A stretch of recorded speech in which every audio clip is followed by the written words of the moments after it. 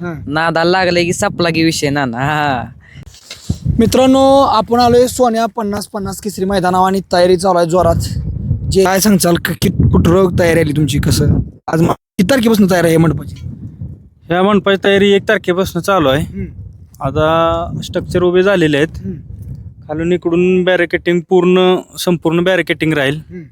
पलीकडल्या साईडला बॅनर राहतील. इथं जे सोन्या 50-50 सोन्यासाठी मंडप टाकलेला आहे तिथं, सोन्याने हरण्यासाठी. सोन्याने हरण्यासाठी. दुसरं मागच्या साईडला पूर्ण तयारी केलेली आहे बॅरिकेटिंगची. तर मित्रांनो बघा आताच जोरदार काम चालू आहे आणि हरण्या येणार आहे आणि हरण्या येणार आहे, त्यामुळं 10-20 हजार माणसं वाढणार आहेत ही लक्षात घेऊन तुम्ही काम केलं पाहिजे. हां, हरण्या येणार आहे हे आम्हाला राहुल आप्पांनी वगैरे विजू साहेबांनी सांगितलेलं आहे. त्यामुळं आम्ही पूर्ण तयारीनिशी सगळं केलेलं आहे.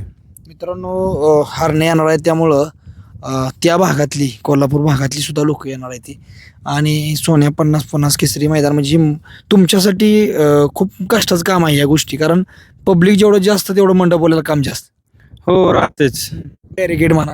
हो बॅरिकेड वगैरे सगळं संपूर्ण बॅरिकेड आहे आम्ही पूर्ण ग्राउंडला. चला मित्रांनो आयोजक पण आले, मंडपाचं काम चालू आहे आणि टीम बघा कसं टीमाचं काय सांगशील? ती माझं टॉपचा विषय बघा, टॉपचा विषय आमचा. नादाला लागले की सपला की विषय ना हा. हलक्यात घेतली वजनात ठोका असतो दाजींचा आपल्या. हा आता कसं आजचं उद्याचं मैदान आता जे 9 तारखेचं होणार आहे ते हलक्यात तुम्ही घेऊ नका एवढं ध्यानात ठेवा. हलक्यात आपण घेतच नाही कुठली पण गोष्ट. दाजी म्हणजे टॉपचा विषय आपला. जे बोलते सबको बोलते. हा काय इकडे विषय बघा. चला आयोजकाची मुलाखत घेऊ. मित्रांनो सोन्या 50-50 केसरी मैदान आलोय. मंडपाचं दाखवलंच आपण. तिकडं सोन्याला आणि हरण्याला टेज घातले. एक प्रमुख पाहुणे म्हणून असणार आहे ते आणि त्यांच्या फेऱ्याचं एक वेगळं ह्या मैदानावर. मित्रांनो आता कोल्हापूर साईडून फोन येतात भरपूर. मला वाटतं 20,000 पब्लिक तर हरण्याला आणि हरण्याचा आणि सोन्याचा फेरा बघण्यासाठी तिकडची येईल. आणि मैदान हे एक म्हणजे आता अनेक शेट मान तालुक्याचे अध्यक्ष आहेत मित्रांनो बैलगाडी संघटनेचे. एक वेगळं मैदान आहे आणि ह्या मैदानानं मान तालुक्याला एक वेगळी ओळख तयार होईल असं मला वाटतं. अवश्य होईल वेगळी ओळख, कारण आरत परत मध्ये ज्याचं नाव आहे असा हरण्या आणि मोठा सोन्या या दोन्हीचा फेरा म्हणजे जे कोणाच्या डोक्यातही नाही होतं आणि कल्पनेत नव्हतं हे असं नियोजन झालेलं आहे त्याचं. बरं आता मित्रांनो अनेक मुलाखती पडल्या त्या फाटीच्या बिटीच्या. ह्या साईडला मैदान बघा, इकडं मैदान बघा, म्हणजे मैदानाच्या मध्यभागी उभे राहिलो आपण.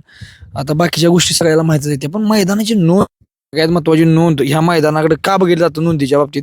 मित्रांनो पेडगावची जशी नोंद पूर्ण झाल्यानंतर माणसं कालवा करत पावती द्या आम्हाला, तसं ह्या पण मैदान कुठं तर होत असते. राहुल आप्पा नोंदीविषयी काय सांगचाल? आणि नाही नोंद बऱ्यापैकी होत आली जवळपास काव 350 ते 400 नोंद फक्त शिल्लक आहे आता बाकी. आणि ते उद्या परवाच्या दिवसात होऊन जाईल आणि 8 तारखेला सकाळी लॉट्स काढले जातील. साहेब मैदानाचं नोंदीचं म्हणजे कसं काय वाटतं तुम्हाला? प्रतिसाद भरपूर आहे. शेवटचे 2-3 दिवस मला वाटतं बंद होईल नोंद. हो अगोदरच 2 दिवस बंद होईल नोंद, कारण नोंदीला प्रतिसाद चांगला आहे आता सध्या.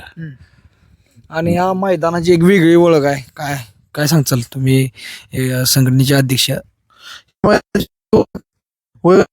की हे सर्वसामान्य माणसांचं मैदान आहे, कमी प्रवेश फीचं मैदान असल्यामुळं आणि 60 बैलगाडी मालक कुलालाच पात्र होतात. हे सगळ्यात मोठं आहे या मैदानाचं वैशिष्ट्य. त्यामुळं सर्वसामान्यांचा विचार करून आयोजन केलेलं आहे मैदानाचं आणि लोकांचा प्रतिसाद खूप छान आहे. मला आता 350 नोंद जरी राहिली असेल तर हे आज आणि उद्यापर्यंत क्लिअर होईल, पण आम्ही 8 तारखेला सकाळी 10 वाजेपर्यंत लॉट काढणार आहे. एवढं सर्वांनी नोंद लक्षात ठेवावं. बरं आता मला सांगा, जर समजा एखाद्याचं पैर नाही झालं, आता तुम्ही नोंद तुमची निम्याच्या वर झाली म्हणताय तुम्ही, झाली पण तुम्ही बघितली मी, पण काय कायांचं पैर नाही झालं, मग त्यांच्यासाठी काय म्हणजे तुम्ही म्हणताय, पण कसं असणार आहे? नाही ज्यांचे राहिले नोंद त्यांनी नोंद करून घ्या. अजून आपल्याला आज उद्याचा वेळ आहे. उद्या आणि परवाचा वेळ आहे, कारण की 2 दिवसात आपली नोंद पण पूर्ण होईल. आणि महत्वाचं एक गोष्ट सांगायची तुम्हाला, जे आपण ज्या 12 TV देणार होतो सगळ्या मिळून मैदानामध्ये, तर सॅमसंग कंपनीची TV घेतलेली आहे आपण आयोजक समितीनं. आमचे मित्र सागर शेठ कट्टरे आनंद आणि सुरेश शेठ सावंत आहेत, त्या दोघांनी मिळून 10 सॅमसंग कंपनीच्या एकदम स्टँडर्ड क्वालिटीच्या TV दिलेल्या आहेत धनाभाव, म्हणजे अतिशय चांगल्या कंपनी TV दिल्यात. आणि त्याचबरोबर गुरुनाथ फडके यांनी क्वार्टरला आणि मेघाला देखील 2 TV दिलेल्या आहेत. म्हणजे अतिशय चांगल्या कंपनी TV नाही का, द्यायचं म्हणून द्यायचं नाही, तर अतिशय चांगलं देण्याचा प्रयत्न आयोजन समिती करते. कारण की बक्षीस म्हणजे नुसतं बक्षीस म्हणजे लॉटरी लागलेलं असली गोष्ट नाही मित्रांनो.